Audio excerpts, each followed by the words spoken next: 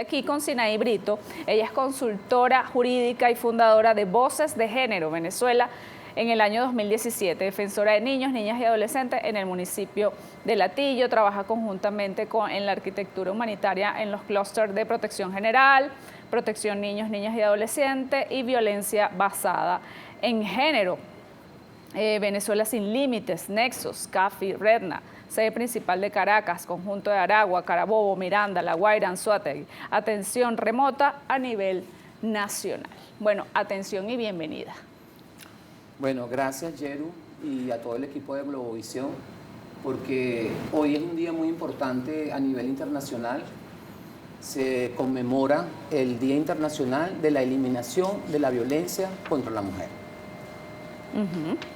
Bien, como abogada, yo quisiera, como ya hemos hablado, existe la ley, pero son muchas. ¿Cuáles son, a su criterio, las que más se aplican? ¿Cómo se aplican? ¿Y qué pasa con estos titulares que leímos que se tardan los juicios, los procesos?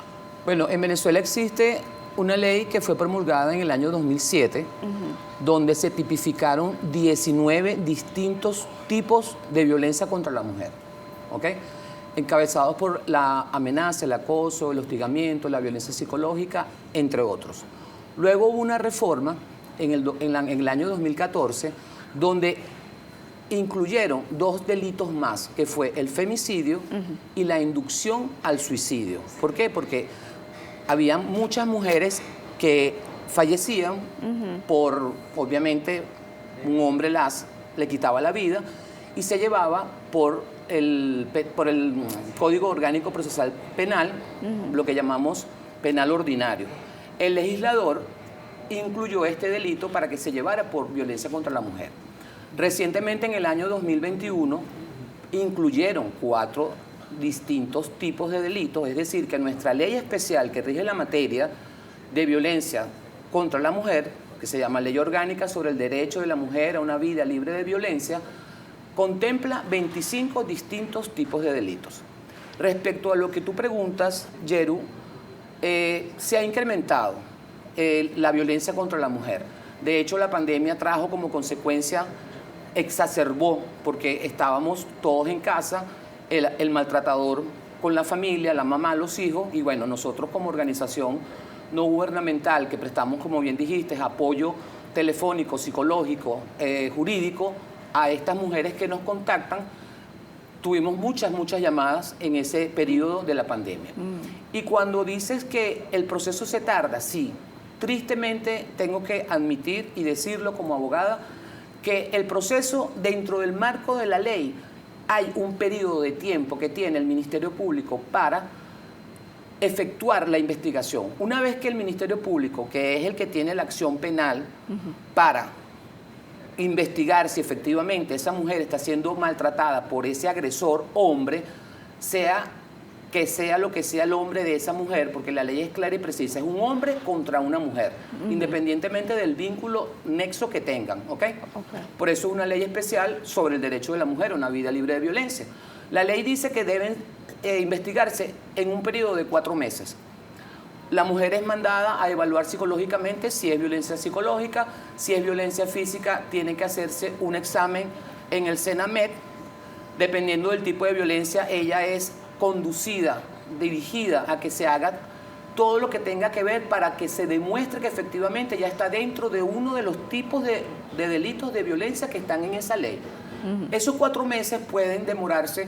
¿Por qué? Porque hay colapso en las instituciones del Estado para hacer una prueba psicológica, para hacer una prueba vaginorrectal, para hacer la prueba que va a demostrar que efectivamente está dentro de esa violencia. El Ministerio Público tiene, porque lo manda la ley, una prórroga que le pide al Tribunal de Control, especialmente de violencia, y le dan 3 meses casi siempre. Es decir, que estamos hablando de 7 meses. Pero lamentablemente hay que admitirlo, repito, eso puede pasar más de 7 meses. Porque el colapso es bárbaro. Claro, entiendo. ¿Y qué pasa en ese espacio, en esos 7 meses con esa mujer que, bueno, está acosada, está sufriendo en casa? ¿Qué se le recomienda? Bueno, mira, ante todo, que busque ayuda, que busque terapia psicológica, porque la evaluación psicológica que le hacen emite un informe que lo remiten al Ministerio Público. Para eso estamos las organizaciones como Voces de Género y otras tantas con las que tenemos alianza, donde le brindamos apoyo, porque lo más importante en la mujer, cuando ella se siente que está siendo víctima de violencia basada en género, lo importante es que cuente con apoyo psicológico, porque no es fácil para una mujer. La primera fase es admitir que está dentro de un ciclo de violencia. ¿Por qué? Porque se ha normalizado tanto la violencia que cree que es normal lo que vive con su agresor. Entonces, en ese periodo de tiempo, si vive aún con el agresor dentro del mismo espacio físico, es difícil para ella. Muy, muy difícil mantenerse, porque el proceso es largo y ella es la que tiene que impulsar. ¿Y qué decimos nosotros? Ir al Ministerio Público, estar pendiente de tu causa.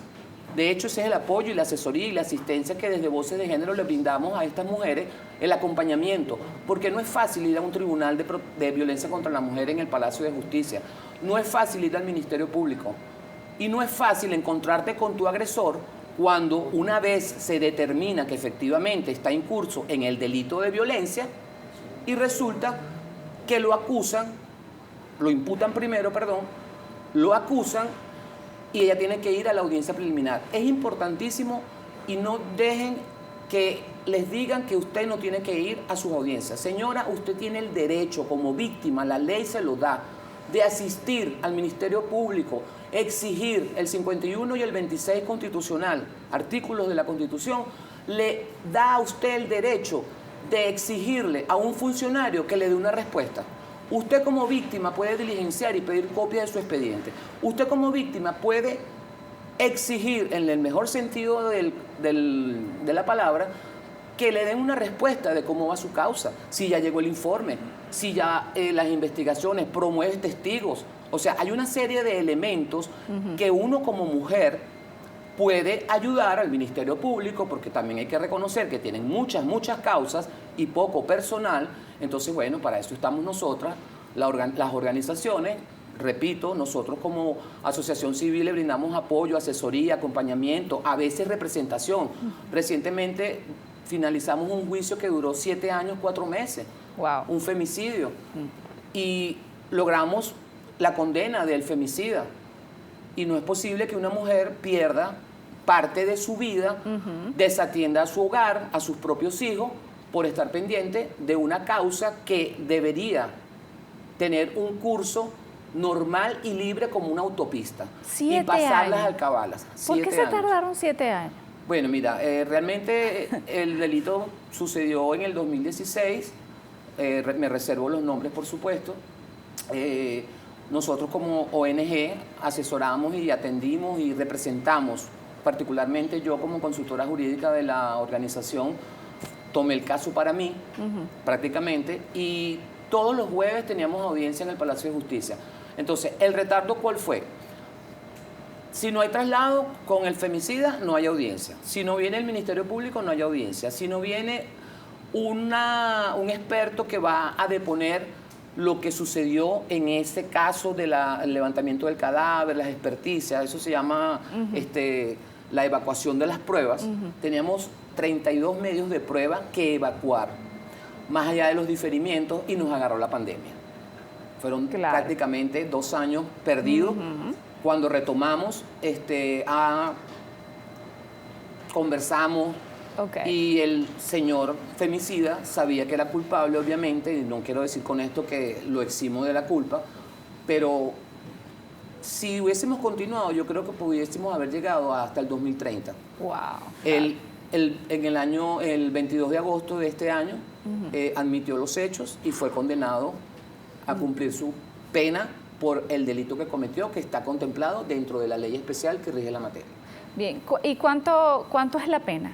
O sea, ¿cuántos años? Bueno, depende del delito general de todos los delitos, ¿no? Pero específicamente el femicidio va dependiendo del vínculo que tenga ese hombre con esa mujer. Está el femicidio simple, para que la gente lo entienda, y el femicidio agravado. De hecho, nosotros, como organización, hicimos una acusación particular propia. Ojo, eso es algo que usted, mujer, tiene ese derecho. Si usted denunció a su agresor por violencia psicológica, pero usted se siente acosada, amenazada, hostigada, y si usted quiere el apoyo de un abogado privado lo puede hacer, o el apoyo de una organización como Voces de Género, valga la propaganda. Usted puede hacer su acusación particular propia. Porque, ¿qué pasa? El Ministerio Público hace su investigación, perfecto, está bien. Pero hay otros delitos que tu mujer puedes incorporar en esa acusación particular propia. Nosotros acusamos por femicidio agravado. El Ministerio Público acusó por femicidio. ¿Cuál es la diferencia entre simple y agravado? El femicidio simple es porque es un hombre que mató a una mujer por el hecho de ser mujer. Y la acusación particular propia nuestra, que también fue admitida por el tribunal que conoció en esa oportunidad en el año 2016-17, agravada ¿por qué?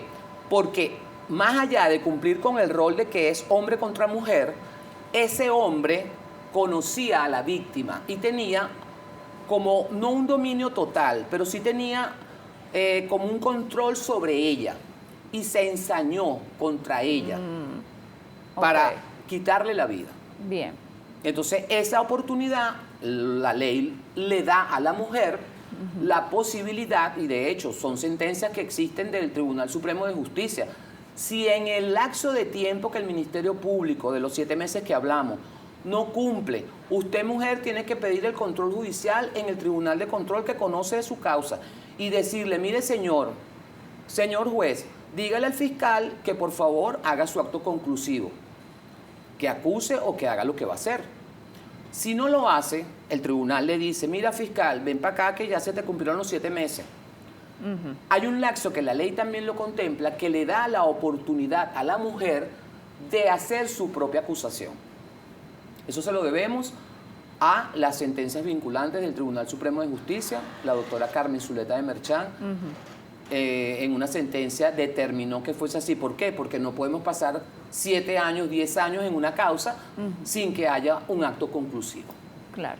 Entonces, ojo, tanto para la mujer como para el hombre, porque también nosotras tenemos la política de, si yo le irrespeto el derecho, porque todos los seres humanos tenemos derechos y deberes, ¿cierto?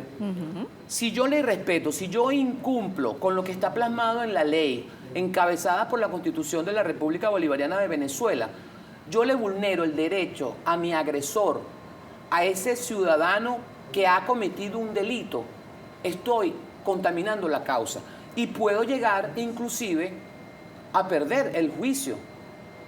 Entonces, respeto el derecho de mi contraparte y respeto el derecho de la víctima. Quedamos en la condena, Sinaí. ¿Cuánto es la condena?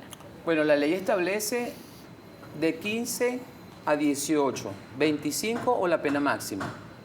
Eso va a determinarse en el lapso de lo que es el juicio como tal, de todas las pruebas que se desarrollen en el debate del juicio, y la condena puede llegar a la pena máxima en Venezuela, que son los 30 años.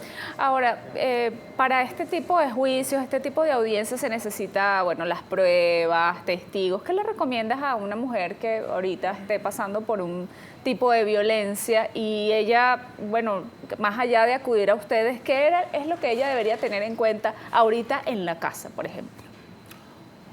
Lo primero que tiene que hacer es reconocer que está viviendo un ciclo de violencia. Buscar ayuda psicológica, apoyo. Siempre va a encontrar alguien que le pueda acompañar, porque es una decisión difícil denunciar a su agresor. Y una vez que usted esté bien fortalecida, palabra muy común que estamos usando de un tiempo para acá, empoderada, fortalecida psicológicamente, denuncia a su agresor. Tomar la decisión no es fácil, lo admito, pero una vez usted toma la decisión, denuncia a su agresor, entonces hacerle seguimiento a su causa. Lo que dije en el... Por ejemplo, si esos hombres que las golpean. Eso se llama violencia física. Ella tiene... Fíjense algo. Le cayeron a golpes ayer, vamos a ponerlo hoy. A las 8:21 de la mañana le caen a golpes a una mujer. Ella está muy golpeada, está aturdida y no sabe qué hacer. Bueno, siempre hay un amigo, una vecina, una hermana que la puede apoyar. Si usted no puede ir a colocar la denuncia o no puede trasladarse porque está en ese círculo cerrado del miedo y del temor que tiene de su agresor, trate de hacerse una evaluación física.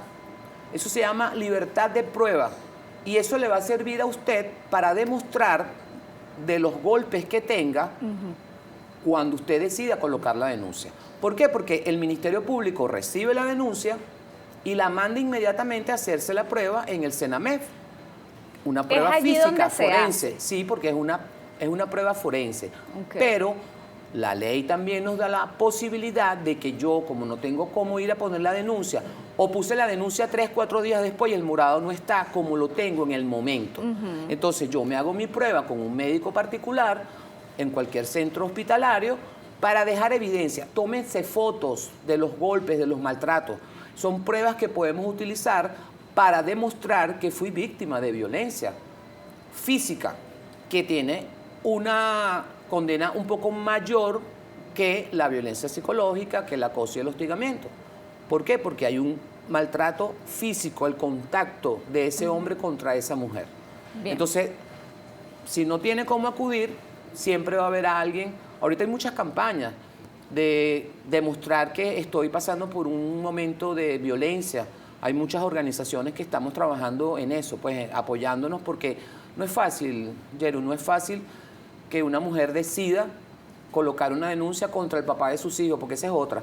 Es el papá de mis hijos, es el proveedor. A veces aguantan violencia por el hecho de que él es el que mantiene la casa, de que él es el que paga el colegio. Señoras, no necesitan vivir esa vida.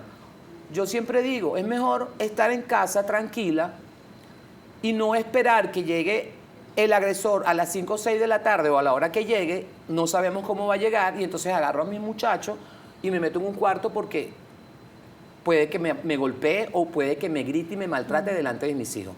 Es preferible no vivir eso, tomar la decisión de aceptar que estás viviendo un ciclo de violencia y colocar la denuncia. Bien, vamos a suponer el ejemplo de que me pegó, bueno, tuvo la violencia conmigo, ya yo vengo arrastrando toda violencia psicológica, ya la identifico y yo me voy para casa de mi mamá. Pero el hombre me sigue acosando y llega hasta allá y acosa y en el trabajo y acosa. ¿Qué medida se puede aplicar en ese caso? Bueno, si colocaste la denuncia en el Ministerio Público o en el órgano correspondiente, pero el Ministerio Público es el que tiene la acción penal, es el que va a investigar esa denuncia. Inmediatamente, ese es otro tip que siempre nos gusta dar.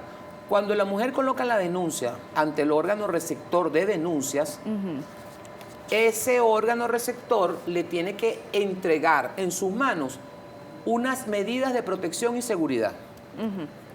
El Ministerio Público tiene para dictar 2 medidas. Y si considera que la mujer está en riesgo, en peligro, porque la puede matar, porque ya hay un antecedente de violencias pasadas, él puede dictar la medida de desalojar, de sacar de ese espacio donde viven, que eso no le quita, y eso es un tip también para los caballeros, me sacaron de mi casa y la voy a perder. No, aquí no estamos hablando de patrimonio, de nada, simplemente estamos salvaguardando la vida de una mujer que está en riesgo inminente, ¿ok? Entonces, el Ministerio Público, por consulta a la Fiscalía Superior, dictaría esa medida. Pero las medidas que casi siempre dictan le ordenan al agresor a no acercarse a la víctima ni por sí ni por terceras personas, a no mandar mensajes, prohibirle que se acerque, prohibirle que le escriba, prohibirle, y otras que las podría dictar en su momento oportuno, ¿ok? Si ella se va a la casa de un familiar y él sigue constantemente acosándola, ¿para dónde va a ir? Al Ministerio Público. Mire, señor fiscal, el hombre me sigue acosando. Eso hay que hacerlo. Y hay que sacar copia de la medida de protección y seguridad y cargarla en el carro, en la cartera.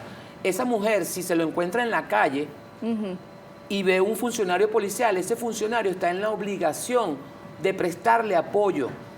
Hemos tenido casos de mujeres que, bueno, en el metro las han acosado, les han echado ácido de batería, Ay, no. cosas horribles. Por favor. Entonces, esa medida de protección usted la guarda en su cartera, en el carro, en el cuarto, se la da a la mamá, a la vecina.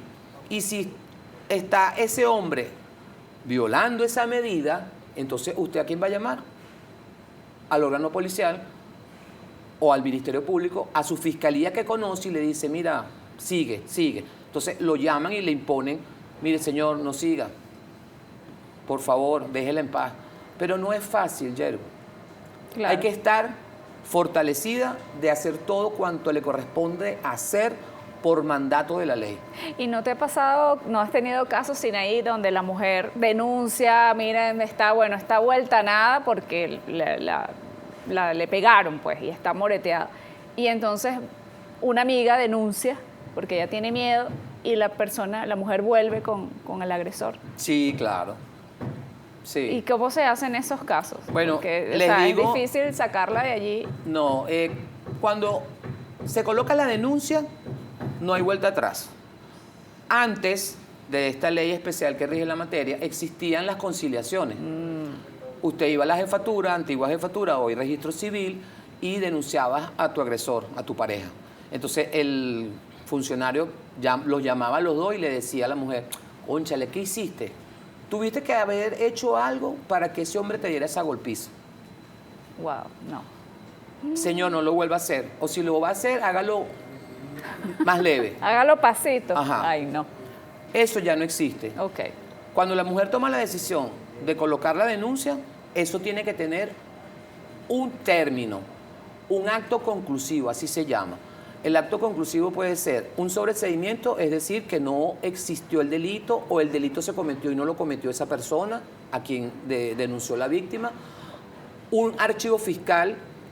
¿Qué significa un archivo fiscal? Que bueno, que yo ordené hacer algunas experticias y como se me está acabando el lapso, 4 meses, 3 meses, yo digo, voy a congelar esta causa, la archivo fiscalmente y la voy a abrir cuando me lleguen los resultados de esas experticias que mandé a hacer.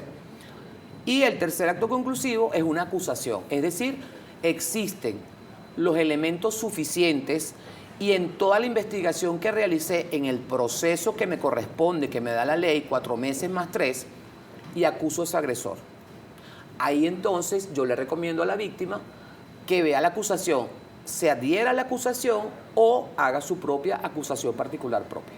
Bien, aquí tienes algunas preguntas. Si el femicidio se produce sin que hubiera la intención de cometer el acto, ¿hay atenuantes? Gracias. Atenuantes, ¿no? Quitarle la vida a una mujer en Venezuela está considerado que es un femicidio.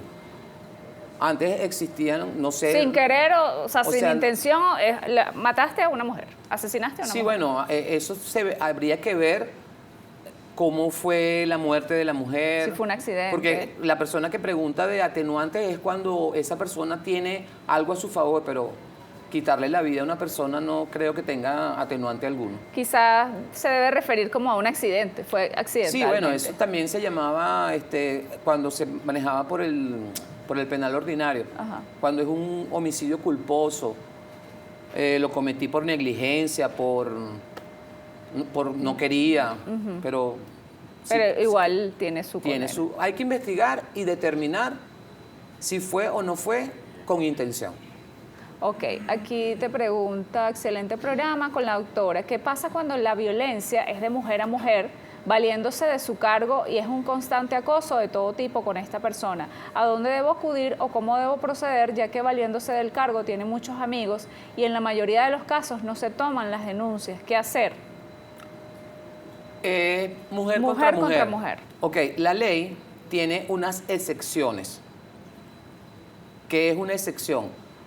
La ley especial sobre el derecho de la mujer a una vida libre de violencia es clara y precisa cuando dice que es un hombre contra una mujer. Pero las excepciones son la violencia laboral. Si mi jefa es mujer y me maltrata y me disminuye en el cargo, entra como mujer contra mujer. La violencia obstétrica, entra una médico, mujer, que malatiende a una mujer, entra dentro de eso. Por lo que entiendo en la pregunta, creo que es la jefa. Puede ser algo laboral porque es de mujer a mujer, tiene un cargo poderoso, dice. Es correcto. Entonces sí entra, pero bueno, voy a decir algo que nos ha costado llevar ante el Ministerio Público. Cuando una mujer va a denunciar a una mujer por violencia laboral, les cuesta aceptar las denuncias. Pero hay que hacer campaña, hay que hacer énfasis en que si mi jefa me está maltratando y todo lo que me está haciendo está contemplado dentro del marco legal, recibe la denuncia. Claro. Eso no pasa igual cuando Perdón. el jefe es hombre, porque ya sería como un acoso. No. ¿No? ¿Igual? Es que cada tipo de violencia tiene su característica, pero imagínate, nos tardaríamos todo el día Claro. hablando de las 25 distintas formas. Se admite cuando es mujer contra mujer si es violencia laboral, violencia obstétrica, ¿ok? Pero si es un hombre, mi jefe, por todo el cañón le corresponde la ley de violencia contra la mujer. Entonces, ¿qué pasa? Que te mandan para la Inspectoría del Trabajo. No, ese no es un problema de violencia, eso es un problema laboral.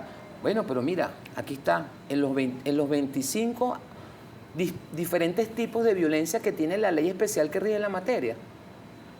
Dice que la violencia laboral contempla esto que yo estoy viviendo. Hay que estudiar, hay que hacer campañas de aprendizaje. Sí, cuando las personas tengan un problema. Mis cuñados llevan 10 años haciendo maltratos psicológicos para que mi hija y yo nos vayamos de la casa que es compartida y es también de mi esposo, aunque él vive en el extranjero. ¿Qué hago? Denuncia. Si la casa es de como todos compartida. y son dos mujeres maltratadas por dos hombres, hay que denunciar. Bien.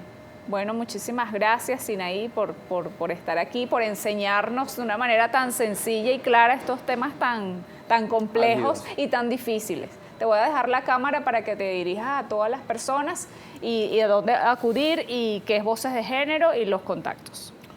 Bueno, de verdad agradecida por esta oportunidad, este espacio maravilloso. La recomendación que siempre hacemos al final de cualquier entrevista o cualquier programa es: mujer, no mereces que te maltraten. Vivir libre de violencia es tu derecho. La ley te permite que tengas la posibilidad de acudir a cualquier organización. No tiene que ser Voces de Género, pero si es Voces de Género es mejor. Y buscar orientación.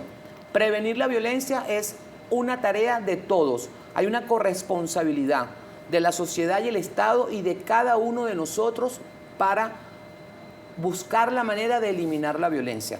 En las redes sociales nos encontramos como @voces_gender y creo que ustedes van a dejar nuestros links en el programa que va a estar grabado. De verdad, muchas gracias. En esta oportunidad vamos a hablar del apoyo psicológico. Estoy con Eileen Márquez, ella es psicóloga federada 9224. Bienvenida. Bueno, gracias por la invitación y gracias por este espacio importante que es para ayudar a las mujeres en este proceso que de por sí es difícil y lleva muchos años. Y aprovechando hoy esta conmemoración, sobre todo para dar voz a las mujeres que hoy en día no saben dónde y qué hacer y cómo actuar ante esto que está pasando. Bien, esta parte psicológica, bueno, yo creo que todas son importantes, pero creo que esta es como que la de los primeros auxilios, como Sí. que la primera, porque primero identificar, y bueno, me gustaría empezar por la prevención, porque para no caer en eso, ¿cuál es el perfil del maltratador? Si yo me iría un poquito más para atrás, Ajá. y me diría que comenzaríamos desde el inicio de la familia, ¿sí? Porque muchas veces no vemos que la violencia comienza ahí y que comienzas a observar de alguna manera cosas que no deberían ser. Entonces tenemos acá a un perpetrador que fue criado obviamente con un abuso y normaliza el abuso a tal forma que después llega hacia su pareja y busca a una persona sumisa que de alguna manera pueda manipular, que de alguna manera pueda hacerlo, agarrar en sus garras para que haga lo que realmente quiere. Entonces, ¿cómo vemos este perfil? Normalmente él comienza a ser muy amoroso porque necesita enamorar a su víctima. Entonces enamora, complace, le da lo que necesita al principio. Y eso es lo que llamamos esa luna de miel, que de alguna manera la víctima, porque necesita ese amor, porque hay una carencia, obviamente tenemos una dependencia emocional y esa dependencia emocional pues necesito retribuirla. Entonces, bueno, él se aprovecha de esto y a través de eso comienza todo el proceso hasta que ya la siente suya, y cuando ya la siente suya, pues ahí comienza el maltrato. Ahora, esto es bastante difícil porque, bueno, si un hombre está en ese plan de enamorar, pues va a ser detallista, va a ser amoroso. O sea, creo que todos son así, pero no todos maltratan. Es verdad, no vamos a colocar que el hombre Sí, al principio exacto. no es como... Sí, porque todos, bueno, igual la mujer, o sea, todo el mundo portándose bien, todo el mundo chévere, lindo y olorosito y esto y con detalle. Pero bueno, no todos ciertamente llegan a hacerlo. ¿Hay alguna otra característica? ¿Es excesivo ese amor, esos detalles? Como dices tú, sí puede confundirse al principio porque obviamente es amoroso, pero busca la parte de la protección. ¿Sí? Okay. O sea, yo te voy a proteger, yo voy a estar para ti, yo te voy a dar lo que necesitas, y de ahí comienza a envolver de alguna manera que yo soy tu característica principal. Entonces necesito comenzar a aislarte de las redes de apoyo, es decir, mamá, familia, que sepan o que le puedan decir, mira, esta persona es algo malo. No vemos las banderas rojas, lo que llamamos poco Empieza de a controlar. comienza a quitar exactamente y comenzarla a poner en una posición donde se siente sola y que vuelve a acudir otra vez a la pareja porque es su único apoyo. ¿Cuándo se puede ya evidenciar el control? Que es una característica principal. Dentro de la manipulación, tú comienzas a ver que la mujer, vamos a ponerte de repente una mujer muy guapa que salía, que estaba con sus amigos, comienza de repente a no querer salir, de repente no arreglarse, porque esta persona comienza a decir, bueno, vas a llamar la atención, o esto, no deberías hacer aquello, y comienza a trabajar en la sumisión de esta persona, y ahí tú comienzas a ver una característica en cambio de personalidad de la mujer. Entonces, esta es la parte que nosotros los psicólogos atacamos. O sea, yo soy de las psicólogas que trabaja directamente la autoestima del paciente, ¿sí? Porque hay un error constante que es que cuando va a terapia tú comienzas a decirle, bueno, déjalo, no tal cosa, y resulta que el paciente te deja a ti primero. O sea, porque tú le estás diciendo, déjalo, pero ¿cómo se hace eso? O sea, ¿cómo es que se hace eso? Yo tengo muchos pacientes en terapia que yo me voy desde abajito. O sea, que mira, vamos a trabajar en tu autoestima, fortalecer lo que necesitas, darle herramientas de autocontrol que pueda ayudarlo a establecer, identificar sobre todo por su propio medio, porque ellos no lo logran identificar. O sea, tú de repente tienes una amiga que está pasando por violencia y tú le dices, ese hombre te maltrata, ese hombre te está diciendo tal cosa, pero es que tú no lo notas porque tú solo ves amor. Tú ves, no, es que él me está regañando porque él quiere lo mejor para mí. O no, él me está diciendo eso porque eso es lo que ellos hacen. Trabajar desde yo soy tu única alternativa y esta persona lo único que quiere es alejarme de ti porque yo soy tu apoyo. Bien. ¿Y cómo comienzas a trabajar en esa autoestima de la mujer? Mira, primero comienzo a reconstruir un poquito la parte de la infancia, la niña herida sobre todo. Porque ¿qué pasa con las mujeres? Normalmente cuando pasamos muchas cosas, vamos al patriarcado, todo lo que viene, entonces la mujer es la que limpia, la mujer es la que hace, nos metemos en un poco de cosas.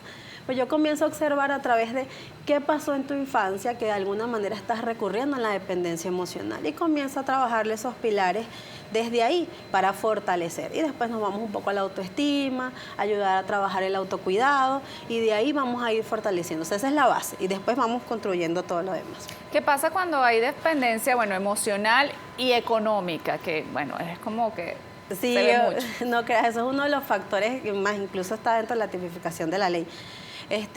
Enseñarle que puede hacer cosas por su propio medio, ¿sí? O sea, darle herramientas, porque es que no se trata de decirle, tú no necesitas a esa persona, porque, repito, eso es muy fácil decirlo.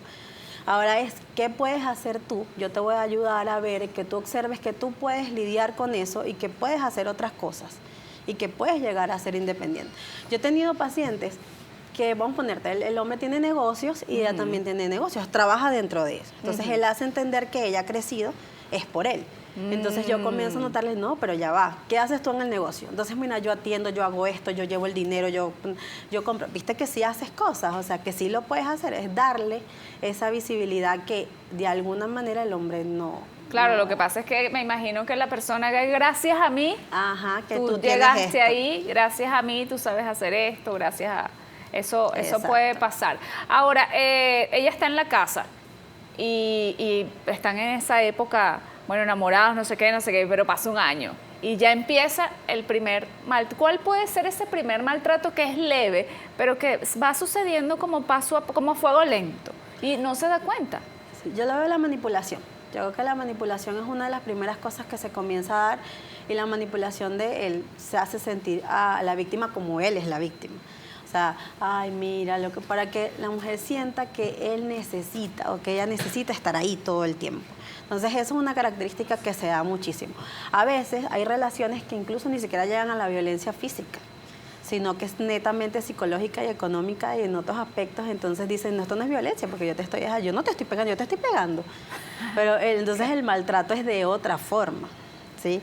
Porque cuando hablamos del maltrato físico ya es una explosión de tensión, pero yo diría que el maltrato psicológico deja heridas mucho más fuertes que el maltrato físico.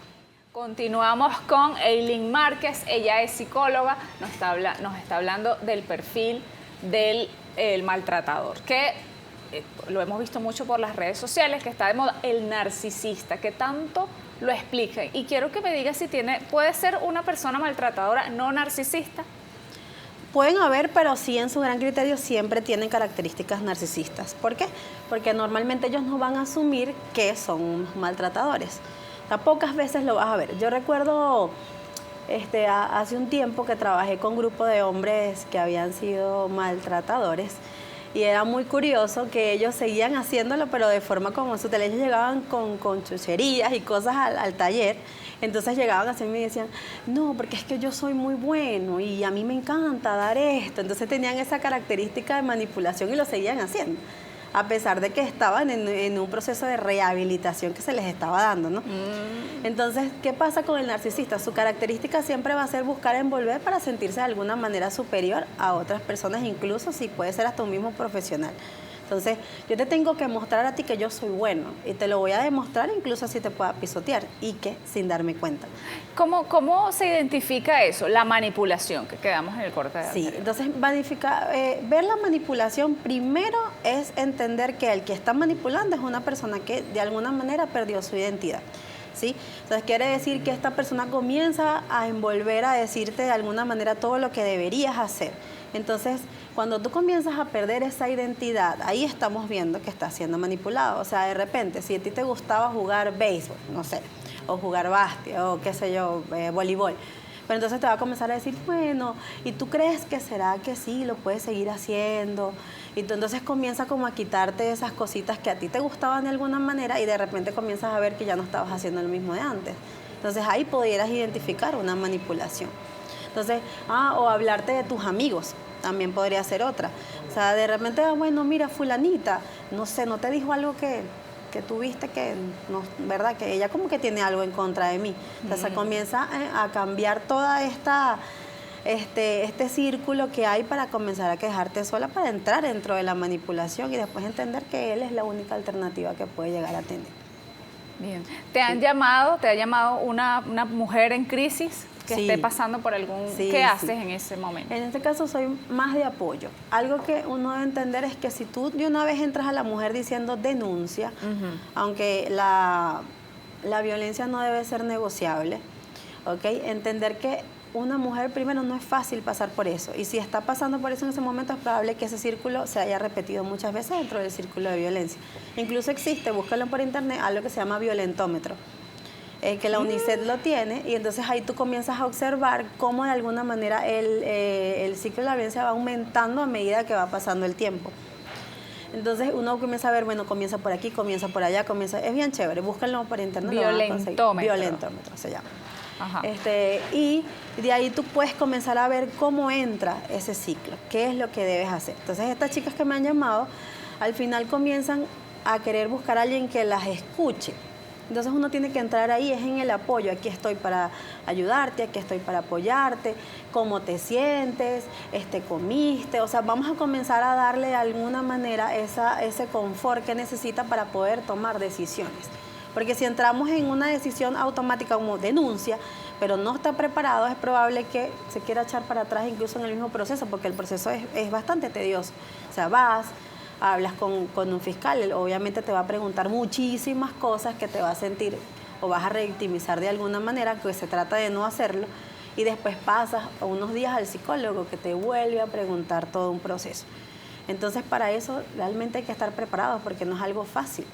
Entonces ustedes la apoyan en este sentido. Mira, esto es lo próximo que puede pasar. Este es el escenario que te puede... Este es el escenario, tú te sientes preparada, qué necesitas, y que uno comienza como a darle ese apoyo, esa alternativa de confort para poder acceder a todo lo que viene. Y cómo hacerle entender también, porque he visto que lo que comentó la abogada es el padre de mis hijos, entonces la cuestión se vuelve más difícil todavía. Sí, mira, yo utilizo mucho una frase importante, porque si tú estás velando por tus hijos, tienes que velar por tus hijos también a futuro. Entonces tú dices, yo estoy protegiendo a mis hijos. ¿De qué estás protegiendo a tus hijos? Estás protegiendo a tus hijos de un abusador, que realmente lo que le estás enseñando es que probablemente, si por ejemplo si es una niña, es que la maltraten, o que si es un niño también sea un maltratador, o también puede ser un niño maltratado, claro que puede serlo. Entonces, ¿estás haciendo una prevención real? No, no la estás haciendo, porque al final estás contribuyendo en ese ciclo de violencia. Entonces, no es que es el padre de tus hijos, al final va a ser una persona que también le va a enseñar a tus hijos maltrato, y no estamos para eso, o sea, estamos para cortar el ciclo, no para seguirlo repitiendo. Bien, hace rato hicieron preguntas sobre el maltrato laboral. ¿También has atendido esos casos? Sí, he tenido, aunque han sido pocos, sí los he tenido, porque, acuérdense, nos vamos al patriarcado otra vez. Siempre la mujer de alguna manera le ha costado mucho calar dentro de cada cosa. Entonces, la mujer no puede hacer esto, este tipo de trabajo, no sé qué, o es la que le toca la utilitis en muchas cosas. Entonces sí se da mucho este maltrato, y a nivel psicológico perturba mucho porque disminuye la autoestima, se mete demasiado en la parte de la identidad y comienza a trabajar de su sumisión. Y obviamente también tenemos hasta criterios de depresión en este aspecto. Importante entonces la salud mental antes de ingresar al trabajo desde pequeñitos. Sí, yo diría que deberían ya colocar en los trabajos, antes de entrar, una evaluación psicológica para revisar incluso las condiciones de cada persona que entra a cada trabajo. Debería ser antes de cualquier cosa. Bueno, Ailín, te voy a dejar la cámara para que te dirijas a las personas que estén pasando quizás en este momento por algún maltrato y te estén escuchando. Primero, mujer, no estás sola, ¿ok? Hay muchas otras mujeres que también están pasando por eso y que de alguna manera no entienden qué está pasando. Escúchate. Date la tarea de revisar tu vida y ver si realmente eso es lo que quieres a la larga. ¿Por qué? Porque es difícil, no te voy a decir que es fácil tomar la decisión, pero comenzar es el primer paso, y comenzar a entender que no puedes seguir viviendo en un ciclo de violencia donde estás mal, donde tu autoestima está mal y tu salud mental está por el piso. Si tienes hijos, piensa en ellos y piensa sobre todo qué puedes hacer hoy en día para que ellos no repitan ese ciclo.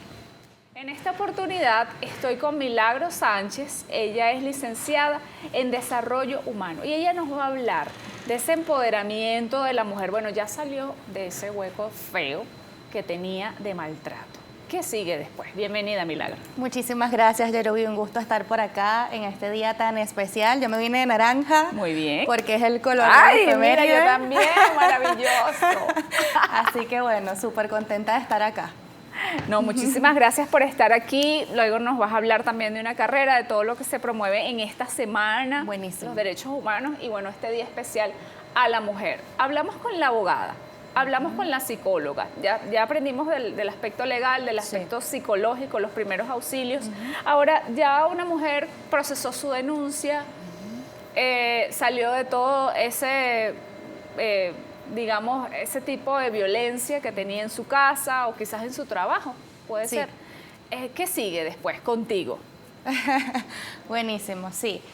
Yo creo que es bastante importante visibilizar todo eso que en ocasiones es invisible y me encanta que lo resaltemos de esa manera, porque antes de alcanzar el empoderamiento, primero debemos entender cuáles son las barreras, ¿no? Y muchas veces, por ejemplo, si crecimos en un hogar en donde como mujer o como niña nos dijeron la niña se queda en casa, la niña se queda cocinando, la niña se queda cuidando al abuelo, al tío y a todos los que se enfermen en la familia. El varón es el que sale a trabajar, el varón es el que da las opiniones y hace los análisis. acerca del contexto o el pensante del hogar, es muy difícil. Por encima de que creemos el mejor proyecto del mundo y tengamos todo el presupuesto del mundo, el primer paso para alcanzar el empoderamiento femenino es entender que no hay géneros para el desarrollo. Eso quiere decir que si soy mujer o si soy hombre, yo igualmente puedo desarrollarme profesionalmente, descubrir mi vocación y poder alcanzar ese sueño que tengo. Entonces es importante, aunque no lo parezca, hablar de estos temas invisibles como la violencia basada en género, que básicamente no es más que ese género que se quiere poner por encima de otros porque así aprendió, porque así en muchos lugares lo hemos aprendido y ahora estamos desaprendiendo. Entonces yo diría que ese es el primer paso. Bien, mencionaste las barreras. ¿Cuáles son esas barreras, independientemente de la violencia? Porque quizás no tiene violencia, pero tiene esas barreras que vienen ya desde la casa. Sí. Aquí conversaríamos entonces un poco del sistema de creencias, que sería lo primero, que no tiene que ver con más que pensar que no podemos porque es un tema de solo para hombres, o porque quizás tengamos una pareja que nos diga, oye, mejor yo me encargo, yo soy mejor en esto de los negocios que tú, los números son cosas de hombres. Así que eso es lo primero que habría que superar, esa es la barrera. La segunda barrera es algo que denominamos techo de cristal, que es un concepto muy utilizado desde todo el tema de la equidad de género, y es cuando ya la mujer alcanza una carrera profesional, un cargo en un puesto o en un rol de poder, pero se sigue estigmatizando, se sigue pensando que como es mujer no va a tomar buenas decisiones, no va a ser asertiva, se sigue pensando que, por ejemplo, requiere que haya un hombre en su equipo que le dé un equilibrio más crítico a todo, porque nos hemos crecido escuchando que las mujeres somos más emocionales, pero no necesariamente sea así. Más bien es que a los hombres no los enseñan a compartir sus emociones. Si un hombre, por ejemplo, se le muere un familiar y está triste y quiere llorar, se va a contener porque creció escuchando que los niños no lloran, que los machos no lloran. Entonces, no es que seamos más emocionales, sino que como parte de ese sistema patriarcal han crecido los hombres creyendo que no pueden llorar o que no pueden ser sensibles. Entonces, ese techo de cristal no es más que ese momento en el que la mujer llega a un rol de poder y surgen y emergen una cantidad de sesgos y prejuicios, como por ejemplo, si es en el caso de lo público, ella no va a saber gobernar, ella no va a poder con eso, los pantalones son cosas de hombres, las corbatas o las mesas de tomas de decisiones son cosas de hombres.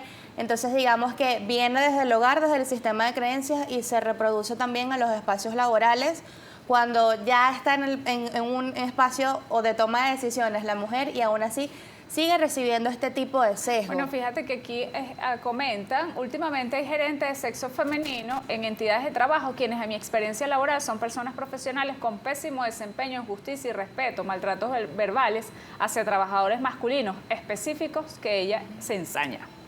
Bueno, se están ensañando. Sí, eso también puede existir. Y lo comentaba la abogada al inicio, también hay situaciones de violencia de mujeres contra hombres. No significa que no exista. La diferencia está en que la tercera razón por la que las mujeres mueren en el mundo es por razones de género. Y es muy distinto. Sí ocurre mujeres que puedan desde su rol de poder, y eso se llama embrismo, o desde su tipo de personalidad, querer arremeter quizás contra cualquier persona, incluyendo hombres, pero la diferencia es que la primera o la segunda o la tercera razón por la que los hombres mueren no es porque una mujer no aceptó que no querían seguir siendo pareja y atentó contra su vida. A diferencia de la mujer, las mujeres caminamos con miedo en la calle porque tenemos miedo de que recibamos algún contacto físico no deseado, inclusive la violencia sexual.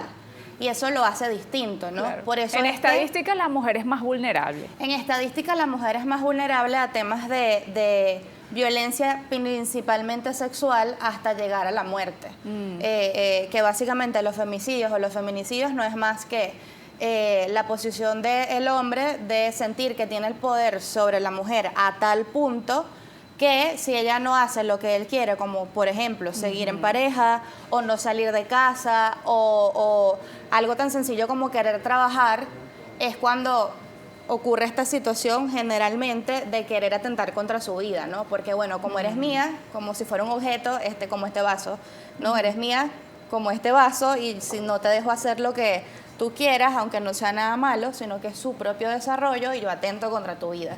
Entonces por eso es que la violencia o la eliminación de la violencia hacia la mujer se trabaja de tal manera porque sigue siendo una de las mayores causas de muerte, aunque no lo parezca y aunque sea tan invisible, de las mujeres. O sea, es una de las cosas de las que más nos tenemos que cuidar. Parece mentira, pero así. no es de accidentes de tránsito, ni es de temas de salud, sino de este nivel de violencia que existe, que está naturalizado, pero que está cambiando y que poco a poco en espacios como es estos va a una ir cosa mejorando. que pasa en lo más cotidiano, como Es decirle correcto. a un hombre, no te metas por allí porque vamos a llegar más tarde, o ese no es el camino, o está cerrado, y simplemente no te para y se mete por donde él dice, y resulta un desastre porque está trancado. Entonces ya por ahí es como un tipo de machismo, ¿no? Porque Sí. o sea, si yo te estoy dando la coordenada, ¿por qué no? Ahora, una cosa que estoy viendo, Milagro, mucho, es que ahorita mujeres están denunciando abusos que le sucedieron en el pasado, como hace 20 años. ¿Por qué? Sí, qué bonita esa pregunta, aunque no lo parezca. Muchas veces sucede que lamentablemente en los primeros años de nuestra edad, o sea, desde los 2 añitos a los 7 añitos, lamentablemente esta cifra es súper alarmante, pero 8 de cada 10 niñas han sufrido algún tipo de abuso. Pero no lo recordamos, porque nuestro sistema y nuestro cuerpo es tan perfecto que tenemos la capacidad de borrar de nuestra memoria aquellos momentos que nos generen dolor, tristeza. Pero cuando nos convertimos en adultos, a partir de los 28, 29, 30 años, hay algo que activa esa memoria de la infancia y comenzamos a recordar muchísimas cosas y sobre todo, cuando recibimos una revelación, por ejemplo, si tú y yo somos amigas y tú me haces una revelación y yo sufrí un abuso en la infancia que no recordaba y que estaba en mi inconsciente, pero tú me lo cuentas, a mí se me abre esa herida de manera consciente y es cuando digo, yo sufrí un abuso, porque muchas veces no sabemos qué es un abuso. Algo tan sencillo como, que es algo que es muy común, que es muy corriente, que es muy doloroso, pero que es importante hablarlo, es que generalmente sucede dentro del nicho familiar, por un tío, por papá, por hermano. Entonces, bueno. Siempre es alguien cercano. Siempre es alguien cercano. Y es algo no necesariamente tiene que haber una penetración, por ejemplo, para que sea un abuso. Simplemente con haber tocado una zona genital o con haber pedido a un niño o niña que toque una zona genital de un adulto, ya es un abuso. Y el abuso genera estrés postraumático, genera crisis de pánico, crisis de ansiedad, que si tú lo viviste a los 4 o 5, en ese momento tú no sabías que eso era un abuso, pero fue una sensación horrible para la niña y cuando se hace adulta lo hace consciente y peor aún si es la familia, porque es el tío que estás viendo allí en la mesa de Navidad, se abre ese proceso de ansiedad, de estrés postraumático, se sube el cortisol, genera, por ejemplo, pérdida de la capacidad de concentración, una autoestima baja súper fuerte porque sientes culpa de por qué no me defendí o de por qué no hice algo, por qué no le dije a mamá. Entonces, es bastante fuerte lo que genera un tipo de violencia. Por eso creo que antes de llegar al empoderamiento es importante que sepamos qué es la violencia, cuáles son sus manifestaciones, cómo superarlo y bueno, allí entonces estar deseando cumplir nuestro sueño, pero muy pendiente de estos matices. Entonces, por eso es que ocurre que de adulto hacemos esa denuncia porque antes no sabíamos que lo era y lo habíamos dejado en el inconsciente. Continuamos con Milagro Sánchez y ya le voy a dar la palabra porque tiene muchas cosas que decir. Entonces ya la mujer salió de ese tipo de violencia, ya hemos hablado bastante de los tipos de violencia. Va contigo. Buenísimo. Sí, es la mejor parte o es la etapa favorita, ¿no? Especialmente para mí, porque cuando una mujer es superviviente, traspasa todos estos síntomas psicológicos de los que hemos hablado, supera todo el tema del proceso de denuncia, llega un momento en el que yo lo voy a llamar románticamente florecer. Es ese momento en el que florece y en el que su amor propio es tan grande y su seguridad en sus capacidades es tan grande, y sobre todo haber superado toda esa situación que genera todos esos trastornos psicológicos que les mencionaba es tan grande que se da cuenta que después de eso, o sea, es invencible, nada la detiene. Y ese es el momento en el que apreciamos cómo comienzan a emprender o retoman su vocación por aquello que amaron, aquello que soñaron, y esa vocación se puede traducir en una maestría o se puede traducir en un emprendimiento, se puede traducir en una vocación, se puede traducir en un oficio, y siempre de manera transversal el apoyo psicosocial, porque aunque una mujer sea superviviente y ya haya superado esa situación, siempre va a ser importante porque es un proceso que sube y baja, que siga teniendo esa contención, tanto psicológica y con algunas otras herramientas como círculos de mujeres, que sigan fortaleciendo esa seguridad y ese amor propio. Yo quiero comentar que es muy importante porque a veces lo subestimamos, pero es bastante importante alcanzar el empoderamiento femenino. Por ejemplo, el Fondo Monetario Internacional tiene un estudio donde asevera que si al menos el 50% de las mujeres en el mundo participaran en la fuerza laboral, es decir, 50% hombres y 50% mujeres en la región de las Américas, el Producto Interno Bruto de los países aumentaría un 10%.